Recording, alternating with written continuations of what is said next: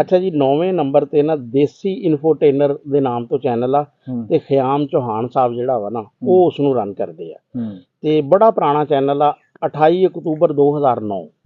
ਹੈ ਤੇ ਸਬਸਕ੍ਰਾਈਬਰ ਇਹਦੇ 4,61,000 ਆ ਤੇ ਵਿਊਜ਼ ਇਹਦੇ ਹੈਗੇ ਆ 69 ਮਿਲੀਅਨ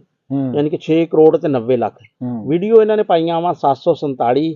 ਤੇ ਲੇਕਿਨ ਹੁਣ ਇਹ ਚੈਨਲ ਇਹ ਵੀ ਨਾ ਅੱਜ ਕੱਲ ਕੁਛ ਸੁਸਤੀ ਆ ਪਿਛਲੇ ਮਹੀਨੇ ਜਿਹੜੇ ਸਬਸਕ੍ਰਾਈਬਰ ਸੀ ਕੋਈ 1000 ਸੀ ਤੇ ਵਿਊਜ਼ 2,91,000